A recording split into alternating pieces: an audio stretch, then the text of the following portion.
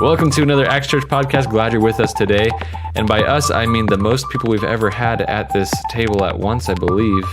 At least Ty is the most. The most that we've had in a podcast. Today we are doing another Millennials and Me, but the me is actually David because I am a millennial. We've got David, Kristen, and Corey all here today. And we are here just to talk about what's so wrong about millennials. Just kidding. Yeah, right. Not really. But that's not true, millennials. That's we love you. Click. Right, yeah. Now that the millennials have all turned off the podcast, for you older people who were like, yeah, that's what's wrong with them. No. I've got the millennials back for Millennials and Me II. This is just an opportunity for us to talk through. I mean, culture is culture, and whatever it is, whether it's generational, whether it has to do with geography. I was recently back in Tennessee for a week, and just very easy to notice the cultural differences there. And so I think as believers, it's important that we're reaching across cultural divides to understand one another, to understand who we are, what we're doing, where we're going, so that we can serve each other, so we can share the love of Christ with one another. And so this is an opportunity for us, both the millennial and the non-millennial, to understand and kind of reach across. And so I've got three of them here. I've got Kristen and Hunter and my daughter Corey here, so to keep me honest. And so I'm going to start out with something a little bit more fun. I have in front of me on my computer screen a list of acronyms that millennials are supposed to know. Okay, so this is excited for Do this. You Speak Millennial? A modern acronym game. I totes speak millennial. Okay, so I don't know what that means, but I do. I'm kidding. So I'm going to give you some of these acronyms, and let me do it this way. I'm going to go around the table, and I'm going to give them to you one at a time, and if you don't know, you pass to the next person, and we'll see how many of these you guys can get. Got it. I'm going to start out very easy with LOL. Corey, LOL. Laughing out loud. That is correct. Laugh out loud, laughing out loud. And for those of you who don't know what the heck we're talking about, I guess these would be like something you'd use in a text or an email or a Facebook post or in actual sentences. Because you don't know how to spell or whatever. There's another one that has an A in it with laughing. I'm not going to read that one. So we'll go to another easy one. Kristen, how about JK? Just kidding. Just kidding. Okay, good. I used to think that was joking, and I was like, no. How is that a good Yikes. acronym for joking? Yeah. Well, figured you're it not out. as good at millennial as you should be. Wah, wah. That was like a while ago. Hunter, how about BRB? Be right back. Be right back is correct. Corey, we'll get a little bit more difficult here. NV, as in Victor, M. Never mind. Correct. You got that right. I would not have known that I one. have to see these to know them. Well, you don't get to When see you say them. them out loud, it sounds weird. All right, Kristen, TTYL. Talk to you later. Gosh, you guys are good at this. NBD. No big deal. That one I actually use in verbal sentences all the time. I'm like, oh, it's NVD. It's no big deal. Wow. Corey, TBH. To be honest. That's correct. Yeah. Goodness gracious, you guys are getting all these. How about JOMO? I actually have no idea. JOMO? JOMO. Do you know, Hunter? Just on my own. No. Corey? Can you repeat it? JOMO, JOMO.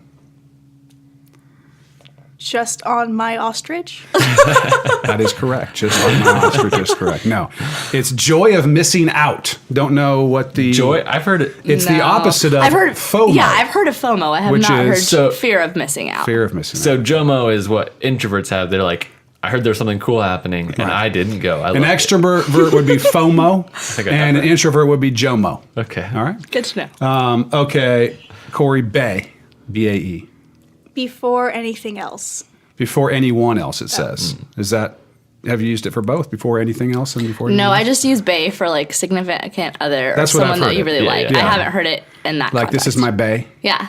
Which, Me and bae. I it's one of the ones that I cannot You like stand. cringe. I You like cannot stand that you one. like physically cringed when you said that. Oh, That's my funny. bae. I don't know if you've ever seen the old Seinfeld episode where the lady's talking about her fiance.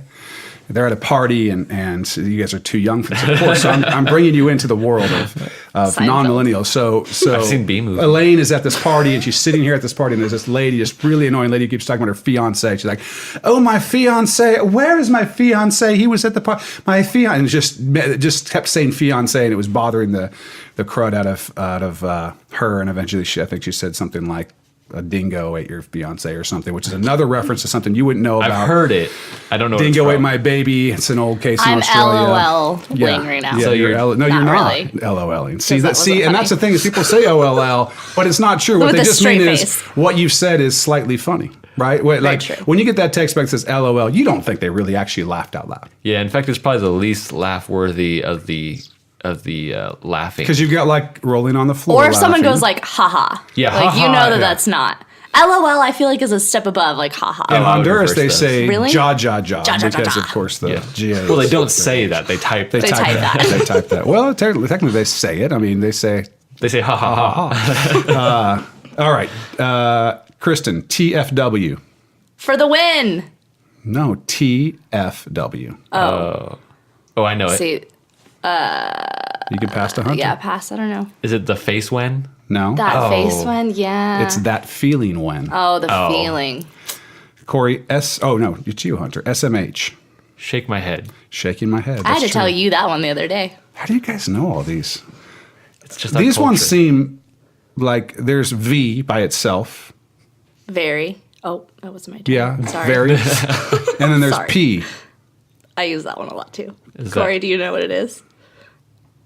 I have a Or- guess. No. It's pretty much. Pretty Yes, much. That's what I am at this game. Oh. I would've Pretty. said probably. Yeah. It's pretty. pretty. Like they both Pretty say much. in parentheses, I'm V excited. Like Yeah, I'm I'm very V, excited yeah. or I'm pretty excited. I'm P. I'm See, P if I excited. were to see that, if I'm I P saw stoked. I'm P excited, I would figure it out. See, if I saw I'm P excited, I would think that That you're I was P so excited. excited that I had peed a little bit, right? That's what I mean. That's what I would think. I'm P excited. Like, oh, that person's very excited and they're having problems controlling their bladder. Actually, if I saw Right? I'm P excited, I would assume it was PRE, just pre excited. That's Pre- if, pre? if Pre. you're not going to type out the whole I'm word pre. pretty, pre. I also assume that you're not going to say the whole word pretty. So you're going to say I'm pre excited. All right. Corey, I'm going to give you this one. WYD. It's a question.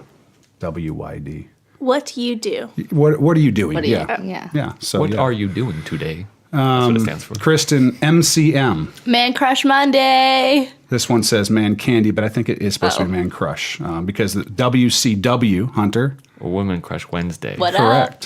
What does that mean? So on Instagram It's or an on Instagram Facebook, so they do hashtags, right? And a hashtag is essentially the pound sign followed by something trending that's popular. So Okay. like every Wednesday of the week, if you have a significant other or that's a girl, then you say, oh, she's my Women Crush Wednesday. Or sometimes girls do it for like their best friends. Like, look at how awesome my best friend is. She's doing so great in life. She's graduating college. She got a job. Like, she's goals. She's my Women Crush Wednesday. Or if it's like a man, it goes on Monday. So like, look at my great boyfriend, husband, whatever. He's my man crush. I feel like you and said it's Man something Crush there that we Monday. need to explain now What? for non-millennials when you said goals. Oh, I think goals that's is like you look at a person and you're like, I aspire to have that. I makes want to sense, be yeah. that. Like it's my I'm goal. so confused. But it's a millennial invention. It's a, to say. I guess that You was a just very say, millennial sentence. Look, it's so common now. Goals? You just Goals. go goals. You just Like point, goals. or you, I mean, you don't actually point. Okay, someone, so but you would say on what context would I say to somebody goals? you would post a picture of a cute couple and you'd just say relationship goals. Or sometimes people do it with food. They'll take a picture of their food Yeah, and be food like, goals. food goals, either like eating clean or I wish I could cook this way. It's just another or, way to like- wish you were. See, we better. used to Wish- refer to wishing that you in were- sports, right? That would be Right. the only place where we talk about goals. Like, Oh. hey, you know, That's the soccer goal. players scored goals. Like when I look at Corey's those art, two things are goals. I'm like goals. Like I wish I could draw. Like I wish I could be an artist, Right, but right. I'm not. Aw. So something that like you wish that you could do, or you wish that you could aspire to have, or something like that. Okay, So a that's couple goals. more of these. Corey, RN. Right now? Yep, that's correct. TN.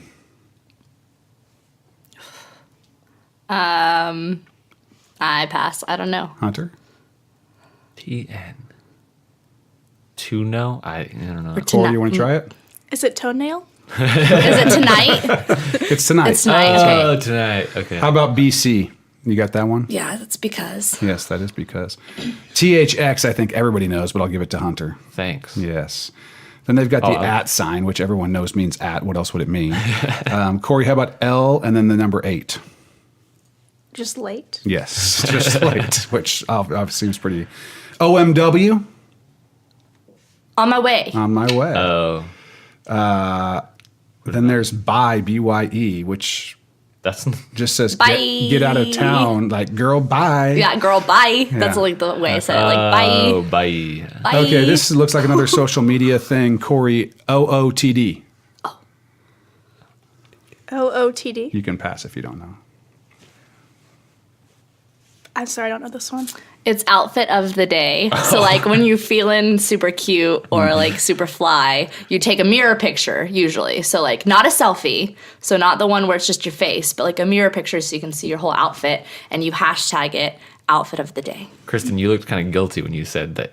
Yeah. You knew that one. Yeah. They can't see your guilty look, but clearly you've posted a few of these. Yes, I have. There's also SOTD, shoes of the day, POTD, photo of the day. See, I don't know what those are. All right, Hunter, how about FTW For the win. for the win? Yes. Now I'm just going to throw these out. First one to say says them. HBU, How How about, about you? you? Oh, yeah, I knew that one. For the WBU, record. What about you? yes. FWIW. Come on. For what it's worth? Yes. Oh, there you go. YOLO, You only live live once. Thanks, Drake. untrue for Jesus, of course. BTW. By the way. All right, let's try this one. ICYMI. I see why am I? Is that about the yogurt? Oh, No, Oh, in that's case you I've missed seen it. this In one case and I you had to in look case you it up. missed it is correct. Yeah. A few more. We'll just run through them. TY, Thank you. YW. Why Why? you? You're welcome. Oh. No one uses IDC, I don't care. FB, Facebook. that. Facebook. IG, Instagram. SM, So much. social media, Oh. DM, Direct Direct message. message. TBT, Throwback Throwback Thursday. FBF, Facebook. Oh, Flashback Friday. Oh, yeah, that's Yes. what it is. It's flashback. NSFW, Not safe for work. LMK, I don't know. let me know. Yeah. HMU, Hit me up. RT, Right. Retweet. retweet, Oh, I don't use Twitter IRL, In real in life. real life. TIL. I don't know. Today I learned. Oh. No. What? IMO or How often IMHO, can that be used? Wait, was that? Say it again. IMO or IMHO, In my opinion, in my honest opinion. or in my humble opinion. Yeah. I All never right. know if someone's being honest or humble. But usually could be both, I Usually, think. Yeah, but usually neither. But no one who's using these acronyms is either honest or humble. Just crazy. So I feel old. I appreciate that. My some favorite of one those I didn't wasn't know. even on there. Which is what? It's GPOY. What's And that? it's like the gratuitous picture of yourself. So that's usually like when you post a GIF or like a picture that's not yourself of how you're feeling. So like someone stuffing their face, like GPOY. This is me right now because I'm stuffing my emotions with food or I've something. never I seen don't know. that. That one's my favorite. I learned one recently that's TLDR, too long didn't, Didn't read. And I think Yeah. Yes, that one's TLDR. I'm accurate. familiar with that one because when I post like something on Facebook, that's generally what I'm going to get back Yeah. from people. It's too long, Too long, pastor, didn't read. did not read. But the title sounds It like also, this. I also get TLDL for most of my sermons. Too long, Didn't listen. Or too long, FA, fell asleep. I get some of that, and they don't actually put that on anything. I just see them sleep, It's just and out so there. you know who you are. Anyway, okay, so there you go. There's a kind of a fun and just one of the slight differences that we have with the different. And it's not like only millennials use those. I would say only millennials should. It's a little bit funky when you see like a 60-year-old trying to use a lot of that kind of stuff. I like it. You like that? I think it's funny. I think when a millennial uses it, it's like, yeah, of course you're doing that. But when a 60-year-old does it, it's like, good for you. You're Really? yeah, you're You're in keeping the up with know. yeah, See, when I was young, you're aware. if older woke. people tried to sort of adopt the culture of young people, it was considered sad. Kind of like bless your heart. You familiar with the term bless No, your heart? millennials, They use that out millennials here? are inclusive. Yeah, we are. Yeah. As long as everyone agrees with you, you tend to be inclusive. As long as you use our acronyms, Right. Okay. we're very inclusive. That's fine. I mean, I don't know if I would be interested to know. I think some people have sort of suggested that all these acronyms and texting and this type of thing has really harmed people's writing English skills. language, yeah. And I don't know if that's true because I would think because there's so much texting and social media and whatever that millennials actually probably write more content than people did in generations before because when I was a kid, we weren't texting all the time. So you all are sending 800 texts a day. You could have written a 10-page paper for that, right? And so you're probably writing more often. Now, of course, if you're using acronyms, I guess it's good that you at least know the first letter that the word starts with. But it'd be interesting to find out what like the spelling skills and whatever are, Yeah. if it's actually having that effect. I think But does it people- matter anymore? Probably not. When you've got I spent so much time in elementary school learning how to spell words, and then high school came around and they gave me autocorrect. yeah, you've got Truth. autocorrect. Although autocorrect sometimes can be rough. That's true. It can do some things. Thoroughly. I get texts from I've people. put send on a few texts and looked back and I'm like, oh goodness, Oh. that's not what I wanted to say at really- all. No autocorrect. I don't think that that's legal to say that word. I was Sorry, Mom. I nearly sent a voice to text message to a band member, and it misread one word, and it really wasn't like that big of a deal, but it completely changed the entire text, and it would have been very weird. And I was so glad I caught it. Yeah, I've had to. Usually, I'll read a text before I send it, but occasionally I read it after I send it, and then then regret look it. back and go, "Oh, no, that's not what I meant to say." And so, yeah, autocorrect can be good, can be bad, but this is where we are, and so let's talk a little bit more. Last time we talked about a number of things in terms of how, in terms of how millennials are making their way in the world. And so right now we have represented, Corey would be on the very end of the millennial scale. She was born in 2000. And so, generally speaking, we're talking about 1980 to 2000, something like that is kind of the millennial thing. It depends on who you ask.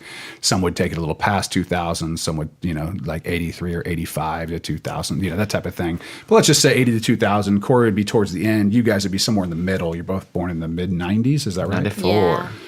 You're both 94? 95. You're 95. Gosh, I'm old. actually in the middle.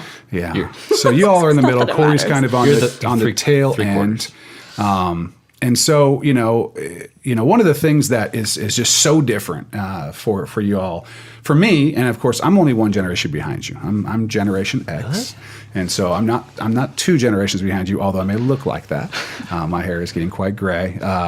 And we grew up with technology as technology was becoming something. That was kind of our generation so Generation Xers are comfortable with technology, but also fully remember rotary phones and, not having cell phones and not having the internet and whatever. So the first half of our lives was spent without that.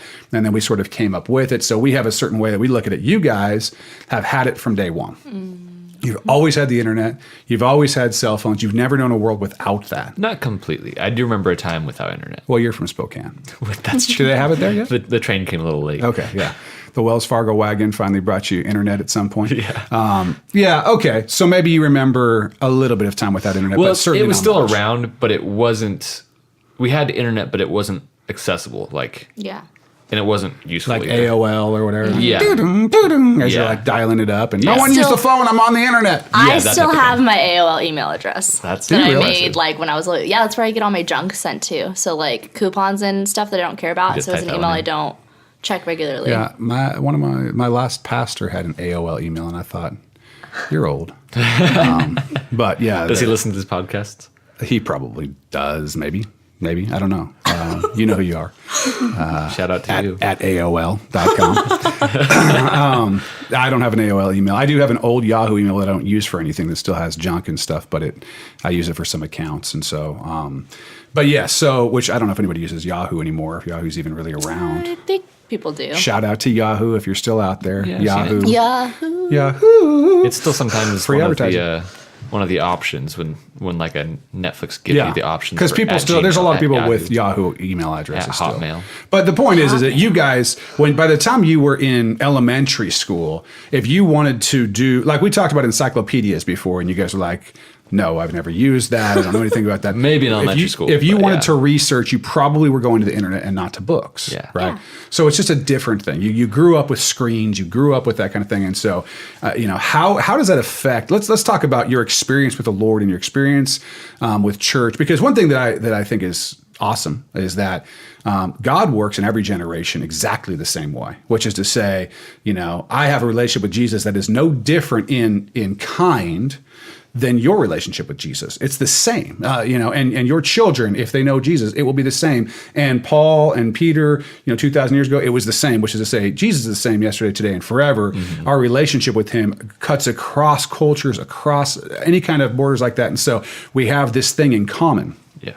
But we're all going to come to it and understand it in different ways. And so let's talk about how your experience kind of growing up with screens as a normal thing, growing up with social media, growing up with those things, how has that affected the way when you walk into a church? Let me set the stage for you. When I was young and I walked into a church, it would have been, a church that was a little bit more hip, might have had some drums and some guitar and that type of thing. Okay, our church did. I wouldn't say we were particularly hip, but my dad was a pastor and he was, a music guy, and so he liked kind of that thing. So we had that kind of stuff. A lot of churches didn't. In fact, if you go in some places, a lot of churches still don't, which is really crazy. But so we got some of that in music. But you're talking about like overhead projector, like someone slapping up overhead slides on the thing for the words, or earlier on, it was all books. So you had a hymnal. You actually had a praise book, like a Maranatha praise book. Shout out to Maranatha praise books, if anybody remembers those.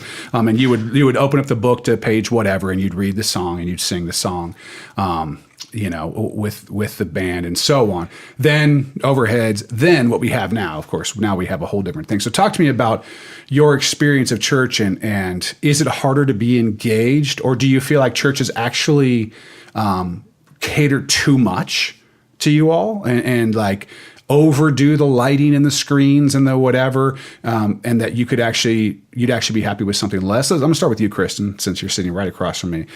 Tell me about your experience in the church, your relationship with the Lord, as far as those parts of your culture are.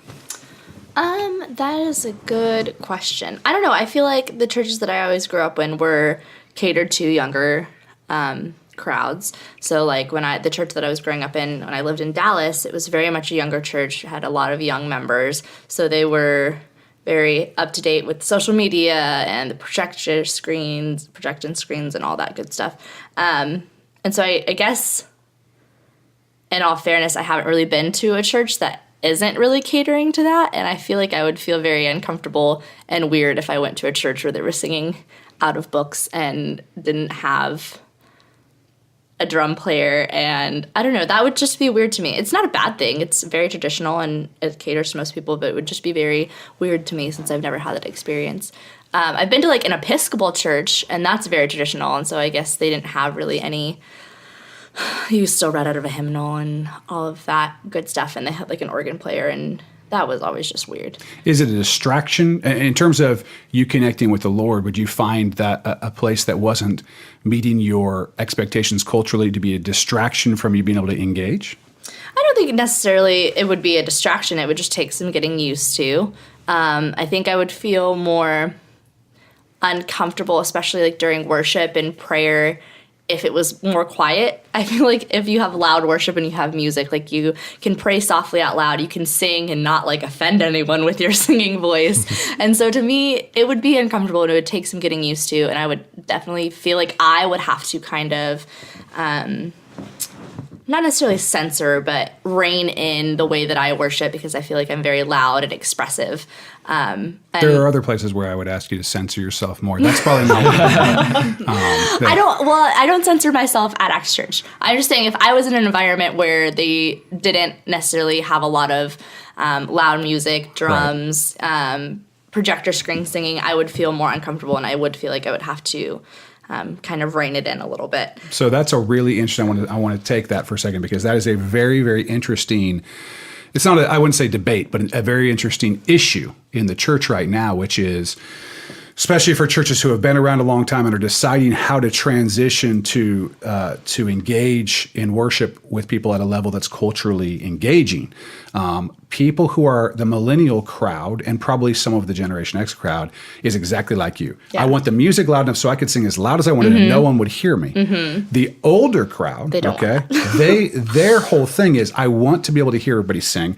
They grew up being trained to sing because it was just a piano or whatever. So they can do 5-part harmonies. They can do whatever. And Lucky. and some of them would say that other thing's not worship. That's some of them would go so far as to say, when you can't hear the other people singing, that's not worship. Real worship is when you can hear the voices. And they would be I've had a conversation with somebody who was very passionate about this and was like, no, that's not worship. Real worship is you can hear everyone singing around you and whatever. Now, I'll just tell you, totally disagree that it's not worship if everyone can't hear you singing. The only person who we care about hearing us singing is the Lord. Right. And in some cases, he's the only one who can appreciate our singing, Very right? true.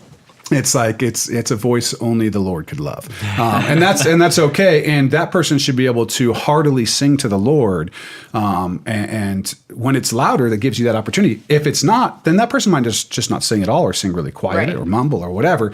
And so I think that part of that is just, we grew up learning how to sing well, and I like to hear the congregation sort of sing, and I like to have that sort of thing. And it's really just a preference that people have. Nevertheless, it is a real issue that exists, I'd say, between the generation that's older than me and then your generation. Yeah. And so I find that to be interesting. I don't know that there's a solution other than the fact is that this is where it's going. Where it's going is better, better music in terms of musicianship and just the musicalness. I think worship music has gotten better. I love old hymns. I love theological hymns. I love that stuff. But I think that in the what let's call contemporary Christian music world, I think music has gotten better and better and better in terms of its, I'm just going to use the word musicalness. And it's going to be the way that you guys are experiencing it now. That's where it's going. It's not probably going to go the other direction unless culture changes. But this is where we are, right? I cut you off, so I'll let you keep going. Oh, no, that's pretty much it. And in terms of churches using social media, it really depends on how they use it. I think some churches can use it and be overly cheesy with it, and like they're trying so hard to stay relevant in social media that they kind of overdo it a little bit. You're talking about my post yesterday. So is that what this is referring to? I don't know if I... Oh, you didn't see The it? one Did on you make a cheesy Instagram? post yesterday? No. I didn't. I don't know. I was joking. It Hashtag really cheesy. it really just depends how if they have social media, then I think they need to have people monitoring social media that understand how to use it and how to make it relevant. Because if that's not the case, it's, in my opinion, completely ineffective, and it's a total turn off of like, oh, I don't want to go to this looks super awkward. easy, right, I don't want to go to this But super here's the cheesy problem. church. The only people who can do that and be effective at it and be relevant are millennials, and they won't work. Just kidding. I'm just kidding. I'm just kidding. Whatever. Anyway. LOL. LOL. Straight fixed that one. Yeah. She was stuck for a minute on that. That's I'm kidding. I know you're kidding. And so that's my opinion. If a church is going to have social media, run it have someone run it that can understand it, and it's not I agree painfully with that. awkward. Well, that's my whole point about old people using these acronyms and stuff is they're not good at it. They don't know, like, it's silly. It's like, oh, bless his heart, he's trying to use acronyms. And so you do need people on social media if your church is going to engage at that level. I would suggest to any church out there who's trying to engage with people, it's good that you want to engage with people, but you need people who know what they're doing, or else your engagement is probably doing more harm than good in terms of the message that you're actually sending. I'm going to ask Corey. You've grown up generally in churches that I've been in because, of course, you're my daughter. So you have, like Kristen, some different experiences. Now, we've been in, of course, Washington. We've been in large churches. We've been in smaller churches. We went in Virginia, Tennessee, California. You probably don't remember the California stuff as much. Maybe the Virginia stuff, certainly here in Tennessee. But tell me about the way that church engages with you and what works and what doesn't for you. Well, the way that the churches I usually go to are set up was very similar to actually how my schools worked. So like it was kind of the same format. There was a lecturer, a teacher, or a pastor. There was a projector. Maybe it was an overhead projector. Maybe it was one of those ones that stood up and you slide the little things underneath it and like a screen. And the teaching was the same. It was the same kind of visual examples. There was this kind of like, people are sitting together in the same classroom. It was a very, very similar structure. So going to church, it kind of put me in the mindset that I was going to school.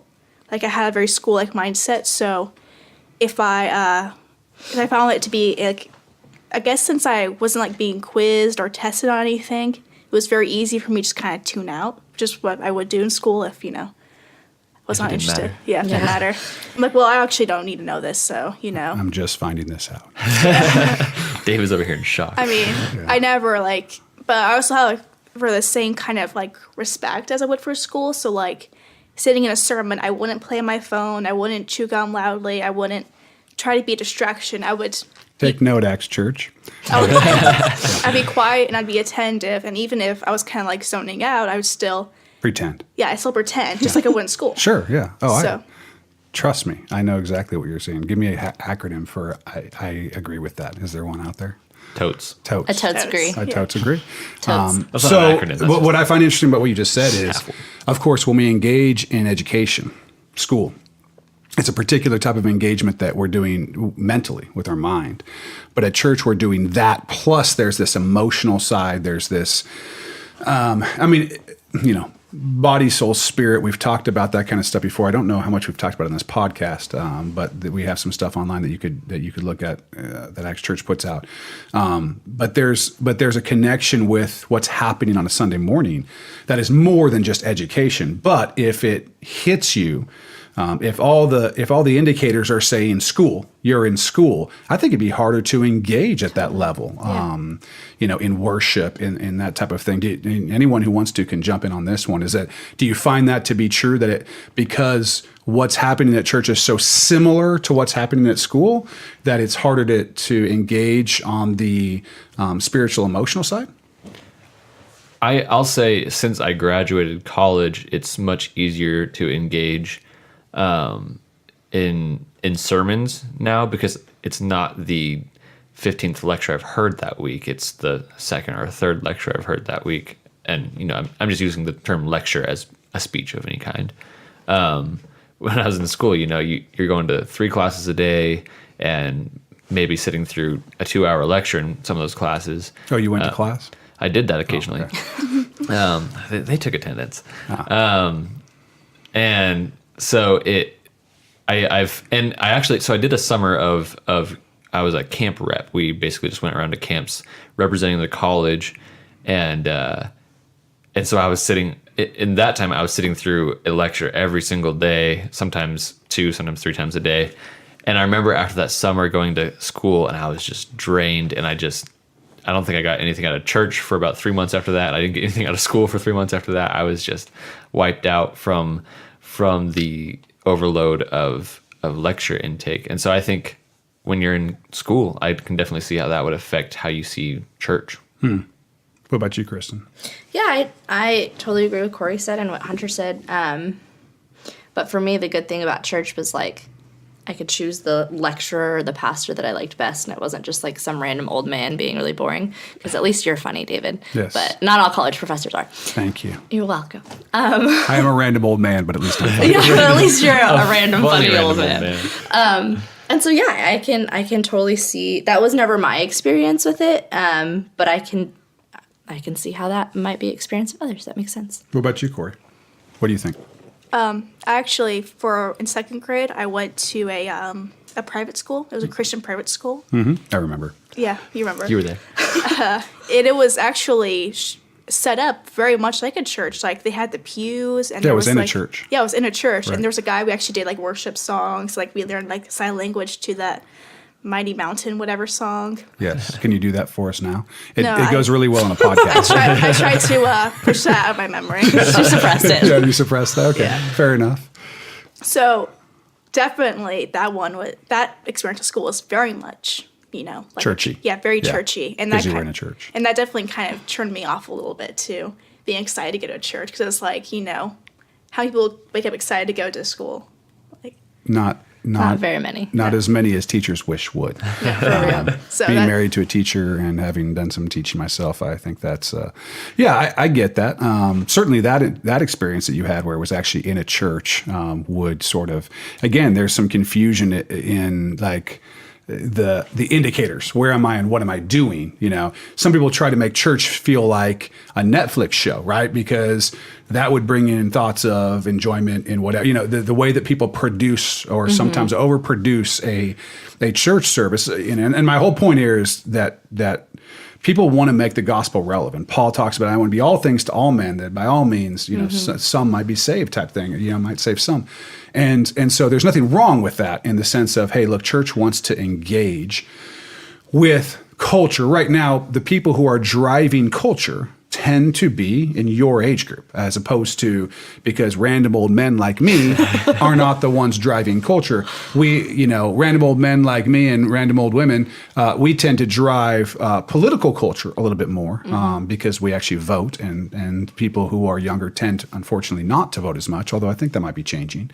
But young people tend to drive tend to be cultural drivers for things that have to do with media, entertainment, and things like that. And so I think churches try to find a way to engage with young people. And sometimes they hit and sometimes they miss. And apparently sometimes it feels like school, which is not necessarily, I think, what most people are going for in a church. But I get it because schools are trying to do the same thing, right? They spend...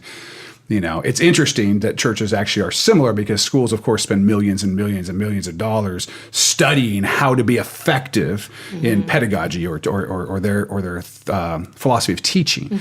And so, and of course, church, part of what the church is doing is teaching, right? And it's an important part of what the church is doing, but it's not the only thing that the church is doing.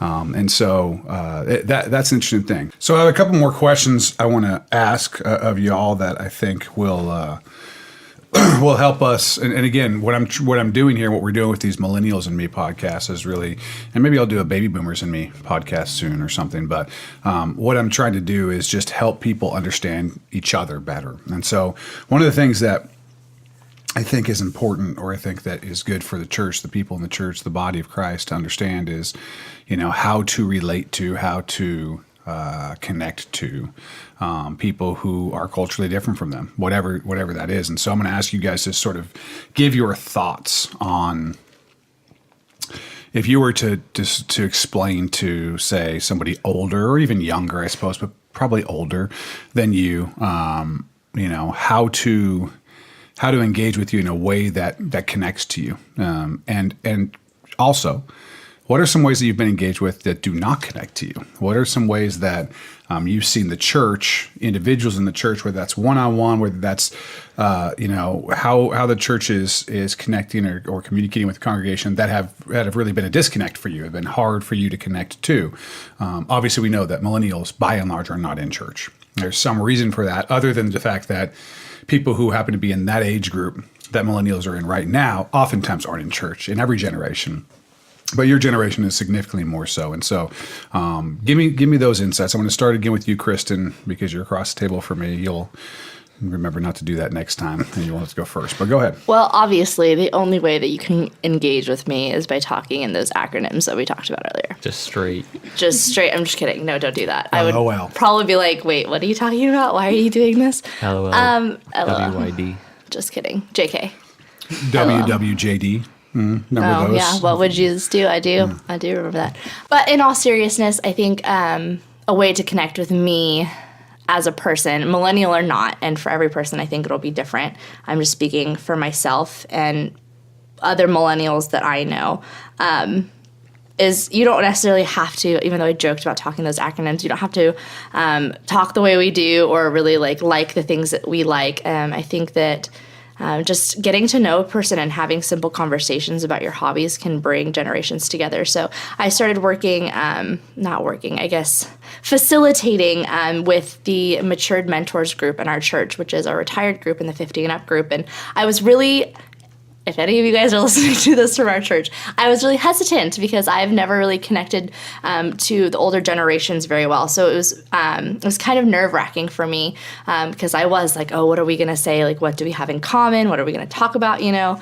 But believe it or not, I have a lot in common with those people. And yeah, they may be way older than me, and they joke all the time that I have an old soul, and that's why I'm there. But I would really say it's just find commonalities that you guys have. Whether, they may not watch a lot of TV or movies or be on social media or be on up to date on the most like slang, you know, but I feel like everyone and every human has a story that connects them, and they have similarities and differences. And I think that just asking me what I like and I'll ask you what you like, and that's a good way to kind of connect and engage. And I don't think that you necessarily have to be in the most relevant culture to connect with people, but also I think millennials tend to think like I did with the matured mentors group, like, oh, I don't have anything in common, like what am I going to talk about, you know?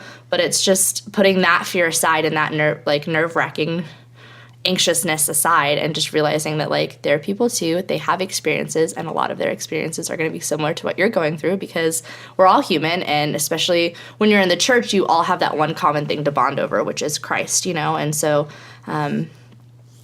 just get to know people. What about ways that have been where you feel like the church, it doesn't have to be an individual, it could just be churches you've been in or even Acts Church now, you know, just where you feel like you're being missed, or millennials in general are being missed by the way that certain things are communicated. I mean, do you notice that ever? Is that something that you feel like happens, or? I don't think it happens a lot in our church, but it probably does happen a lot in another church, in other churches. Hunter, you look like you were going to say something. Oh, no. I mean, yeah, it's hard for me to say because the churches that I went to when I was in college, they were all very they were run by people my age, because we had a Bible college there that was sending out all these volunteers. So I didn't necessarily feel like a minority at all in those churches. They were all fairly young, especially from the leadership perspective. And so, yeah, I don't know if I can like when I hear like, oh, millennials leaving the church, I don't know if I resonate with the reasons for that.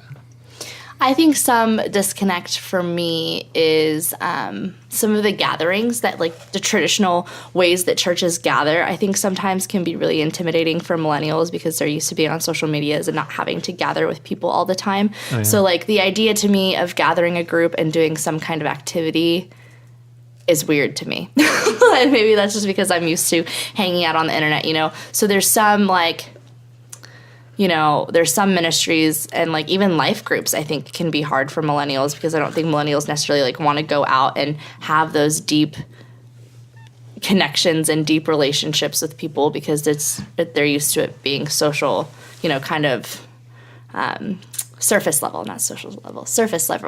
And so I think that some of the ministries that churches may have can be a little intimidating and maybe a little outdated, and the activities that they have going on in their ministries need to make sure that they're inclusive and do things that millennials like to do, like, you know, let's, instead of reading a book together, let's watch this documentary or this TV series or something, and let's talk about it, instead of maybe doing like a book club style thing. I mean, yes, the Bible is important, but I'm just saying as like a side activity. It is, yeah. And obviously I'm not saying we should stop reading the Bible, but I'm just saying maybe certain activities that churches have and the ministries that they have, maybe they need a little revamping and include activities that millennials will find interesting or engaging, instead of just book clubs and arts and crafts. So do you feel like millennials have exited community in the way, of course, the church still is old school, I'm making quotes in my hands, in the sense that, you know, a true church requires true community, like face-to-face, like groups, like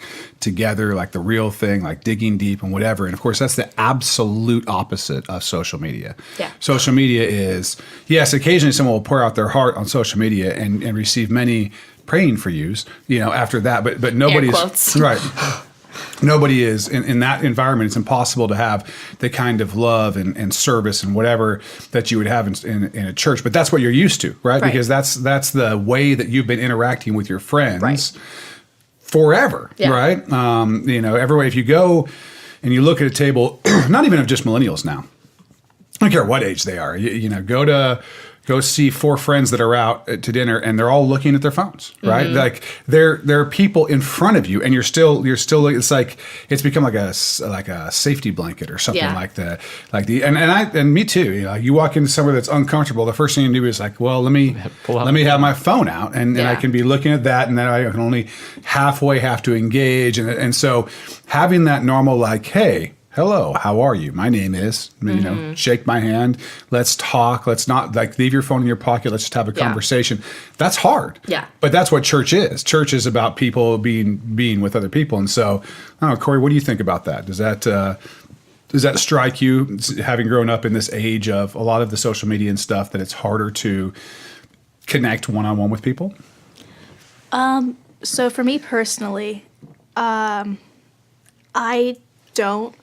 I don't really prefer social media as a way to connect. It does feel very surfacey to me, and it feels very impersonal. When I'm with a group of friends, I find myself very much wanting to be face-to-face, on front. In social situations, I will purposefully not use my phone as a crutch if I can, to kind of force it so that I could have more face-to-face interaction. So maybe I'm a little bit weird in that way. I definitely have it though with my friends who are my age, us sitting together and them being on their phones and it being harder to engage with that. So I kind of get that. No, I think that's the mature way, and I would expect nothing less. Your parents must be so amazing. Yeah. That's you must have been raised really well. No, I agree, and I will admit I have to consciously think about keeping my phone in my pocket. Yeah. I'm so used to checking it and getting emails and getting messages and whatever so often that I'm so used to checking it to where it just becomes a habit. And so I agree with Corey that we need to keep the phones in our pockets. Eye contact, face-to-face communication, life groups, small groups, whatever. But I also recognize that is countercultural. That is not. It is. That is not reaching culture where it is right now. So the question then becomes, and I'll ask this one. What do you think? We'll start with Hunter because Kristen is pointing towards Hunter. I don't want to be first. Doesn't want to have to be first.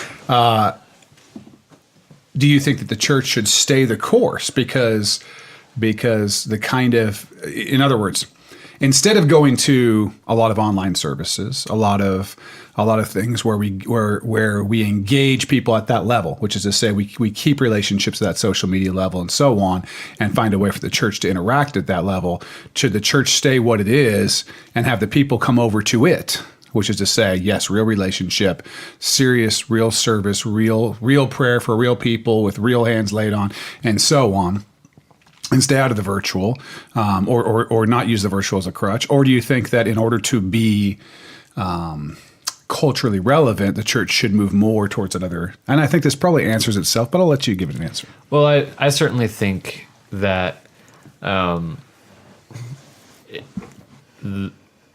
the church, as this new virtual world comes out, the church should pervade that world, but I don't think that it can be the basis of the church. I think it's something that the church is reaching out into, but I think that the church, so simple answer, no, I don't think that the church should rely on social media, virtual connections with people in order to do the work that used to be done face-to-face. I think that the face-to-face is absolutely necessary, absolutely an important part of the Christian faith. And I think that that this is a trial that society is having to go through, that Christianity is having to go through with the creation of all of this tech and social media, that now all of a sudden it seems much easier to interact through that, but it's just not, it's not authentic. It's comparative. It pits people against each other, I think, too easily. Certainly you can participate in social media without being comparative and self-centered and things like that, but it's just so easy to be those You're just things. saying that because you look so good in selfies. The rest of us. Oh yeah. You can just scroll through my countless selfies. It seems like I did see kind of a groupie selfie on your page yesterday. So I'm just saying. Groupies. I'm good with group pictures because that's just showing. Groupies meant something completely different when I was young, by the way. Yeah, yikes. That we won't define on the podcast, on the Acts Church podcast. But and a guy who is a leader of a band talking about them would have definitely had some implications, Hunter. So be careful Sorry. about how you're good with groupies. I But in won't. any case, we may have to cut that. No, You said it. I didn't say it. you said groupie first. I said groupies. You said I'm good with groupies. I don't know what that means. I'm going to leave that. I think- I'm just going to read my Bible for I a think while. group. Yeah, you repent.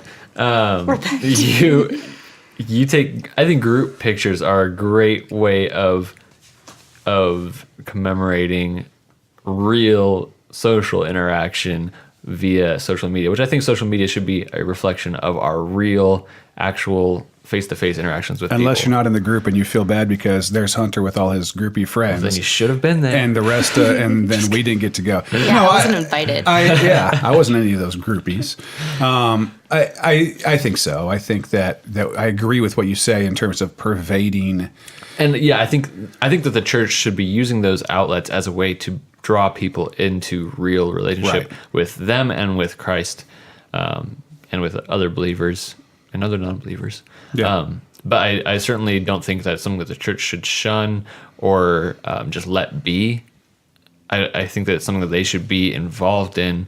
But if I heard a guy on social media recently, he was talking about, we just ran into each other on a Facebook group that was completely unrelated. And he said, it came about that I was in the Vancouver area. He said, I've been thinking about moving to Vancouver. Our church is in Seattle. We've been thinking about moving to the Seattle area or the Vancouver area or something like that. And I said, what church is that? And I can't remember what church it was. It was a big mega church, a really big mega. It was like the pastor's name I recognized from like news articles and things like that. And I was really confused for a moment. I was thinking, do you fly to Seattle every weekend? And then I realized, oh no, he's just watching sermons online. He's just a virtual church attender. And I just thought, that just sounds so... Virtual. So it seems like a tenth of the Christian. All you're getting basically is this slick sermon and musical worship experience. That's like saying I'm part of what's a popular television show. I don't watch enough TV. I'm part of The Office. the Office. No, that's like so forever ago. It's Okay, whatever. I mean, it's still Walking great, Dead. but- Never seen it, but I know people watch that. You probably shouldn't, but that's Not your as own many problem. anymore. But The Walking Dead. I'm part of The Walking Dead because I watch it every week. Yeah. That doesn't make you a zombie. You've never talked to any of these you're people. not a zombie because you watch a show every week. You're a zombie only if you're really a zombie. This is important. Write this down. If you have face-to-face interactions with others, Right, you've got to be hanging out with the zombies, right? That brains need to be being eaten. I mean, this is sharing the zombie life and community. That's what you need. People. I hope nobody's tuning in right at this point of the podcast. You're going to be but- real thrown off. like, what is going on with this church? But it's just like that. Oh, I watch this church online. That's my church. I'm sorry, but it's not. I honestly, I encounter that more and more as a millennial. So not necessarily, I don't have a lot of friends here. I do. Not really my age though. I have very few, like since moving to the Vancouver area, I have started attending church and I have friends from all walks of life, but less so my age. But when I was living in Texas, the people I went to high school with, etc., I was friends with them. But I find more and more on their social media now is they're like, oh, I just watched this sermon. This is such a great church. I'm so glad to be a part of this church. And I'm like, I don't know their life. So they might go there. But from their posts that they're making and sharing this video about what they watched, it just sounds like that they're sitting home with their family, with their significant other that they live with, and watching the sermon and saying that they're a part of a church. And that's just like... it breaks my heart because, I mean, yes, at least they're getting the gospel and they're getting the good news of Christ, but I feel like they're not getting all of the other joy that comes with that. So they're not getting the community, they're not getting the relationships, they're not getting the realness. And I just go back to, it's hard and it's intimidating for millennials because we're so used to living through this screen, but like the joy that comes with that is just unmeasurable and it's so good. So if you only watch online, go to the church. It's 10 times more amazing than you think it is just watching the video. Well, it's a supplement, right? Online is great. I mean, I hope that, we put our sermons out online. Right. We put we're doing this. This will go online, this podcast. We think these are great supplements for people during the week to continue to stay in the gospel, to be thinking about things like what we're talking about today, about how to engage with other believers, about having the mind of Christ, about all these things.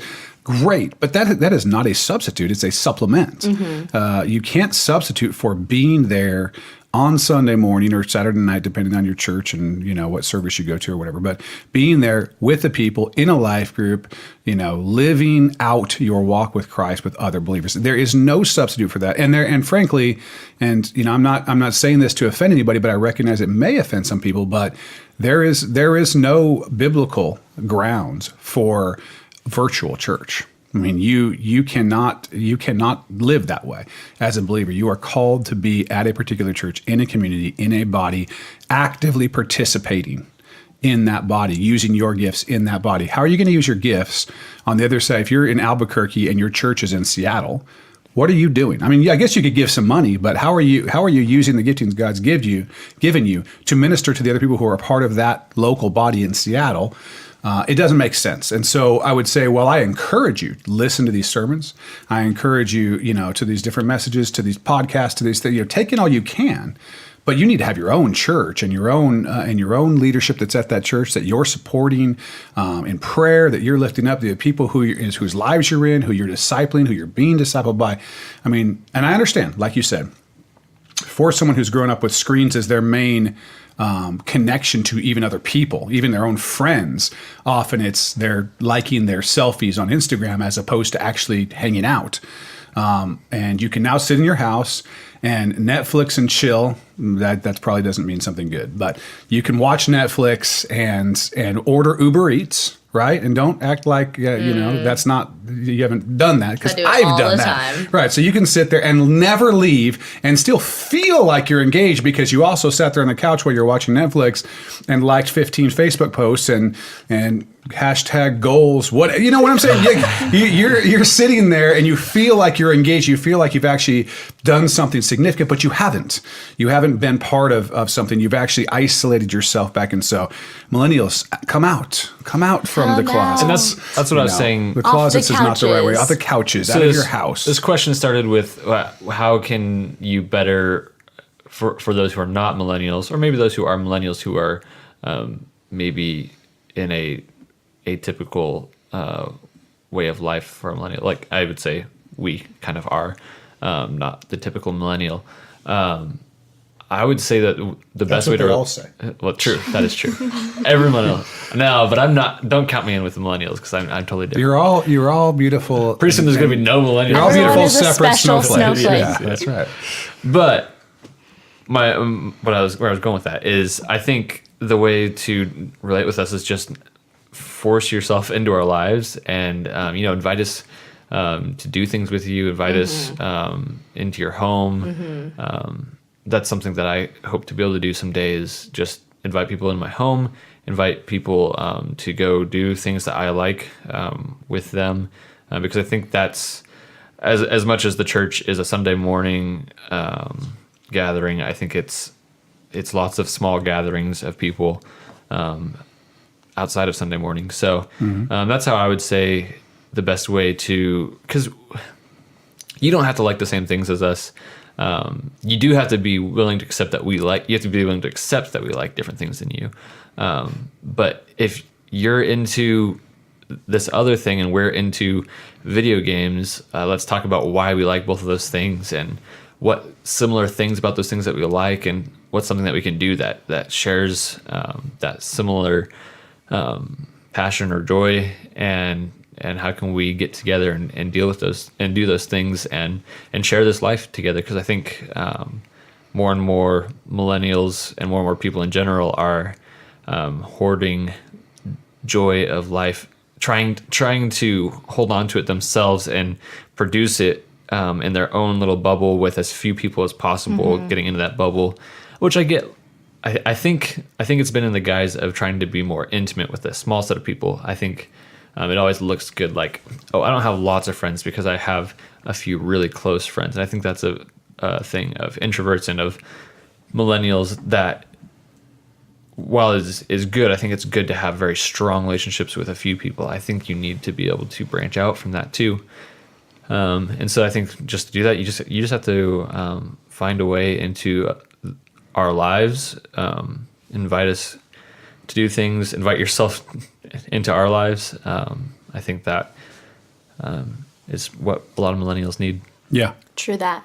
I think Totes. that's good advice. And in that vein, things that you like to do and letting you do you like to wash cars at all? Because I have. You have a car that you don't want me to wash. Do your car. I have something for you? I washed my car the other day, and it was nice and clean. Went out to drive it the next day, and it just rained. a pollen storm had enveloped it, and it was just It turned yellow. It turned yellow, even though it's a black car. Yeah, black cars are hard to keep clean. I can attest to that. I'm going to give you guys each kind of a sign off here. And then we'll pray and close out, just because I don't think we're done with this topic. And you actually you mentioned video games, which is, I think, another thing I need to talk to in one of these Millennials and Me podcasts, where I need to understand how people can get as locked into that world as they do, which is hard for me to understand. I mean, I love little Super Mario Brothers. Don't get me wrong. I just beat it the other day again for the 896,000th time. But the first time since I was 12. Wait, what did you right? call it? Super Mario Brothers. That's what it's called. We'll have that argument later too. Okay. I know you call it Dutch Bros and Super Mario Bros, but that's only because you guys and your acronyms. Everyone calls it Super Mario Brothers. I don't even want to. I'm not going to have this argument. True. All right. Everyone. Everyone who knows how to speak English does. You can vote in the comments below on Super Mario Brothers versus Super Mario Bros. So anyway, I mean, we'll come back to a lot of stuff. I'm going to let each of you kind of give a parting thought. You know, give me one sentence about the thing you're most hopeful as a young person looking forward. The thing that you're most hopeful for in the next year in your relationship with the Lord. The thing you're looking forward to the most about that relationship. Hunter, you go. Oh, one sentence. Boy, you just threw that right at me. Yeah, toss to you. Don't let me down. Taking my relationship with the Lord and using it to connect with more people. Okay, Kristen. Eliminating fear and worry and developing a greater trust and faith in the Lord. Okay, Corey. To not only focus on the scientific and provable side of God, but to understand the emotional and spiritual side as well. Cool. And my goal, I didn't even think about it. I should have thought about my own. But I'm not a millennial, so I'm not. I will be cross-examined here today. I think my goal is also to love people more. For the Lord to just show me what service looks like, what it means to serve and love like Him. I think that's an area where I can definitely grow. One of millions of areas where I could grow. So let's pray, and then we'll sometime in the future, Lord willing, we'll do another Millennials and Me. Father, I thank you for the 3 young people here at the table. I thank you for this entire generation of people who you've built, and they really are. You know, we say, oh, they're special snowflakes. They are. Every one of them is an individual that you made, that you've gifted specially, just like everyone else. And they have so much to offer, and there's so much potential that's there if they'll walk in the power of your Holy Spirit, if they'll come to know you, Lord. And we just pray that the church would reach out to everyone, but not leave this generation behind because we don't understand them culturally or for any other reason. Lord, I just pray that we would draw people out of virtual and sometimes weak, surfacey relationships into real powerful, messy, but joyful relationships, Lord. And we just thank you for Acts Church. We thank you for the people who are listening to this all over the world that tune in and listen to this podcast, and we pray you'd bless them through it, Lord. I thank you once again for everyone in your church all over the world, but today especially for those who are millennials. In your name, amen. Amen. Well, thanks for listening to the Acts Church podcast. Glad you were with us this week. If you enjoyed this podcast, we'd love it if you'd comment and share some thoughts, or give it a like, or give it a review on iTunes. That really helps us out a lot. If you haven't heard of Acts Church before, we are a church in Camas, Washington. We'd love it if you check us out. You can go to actscamas.org and see some of our info. You can join us on a Sunday. We meet at Chehalia Middle School on 192nd Street, right on the edge of Camas, Washington and Vancouver, Washington. Come and join us for worship. We'd love to see you there, and we'll catch you again next time.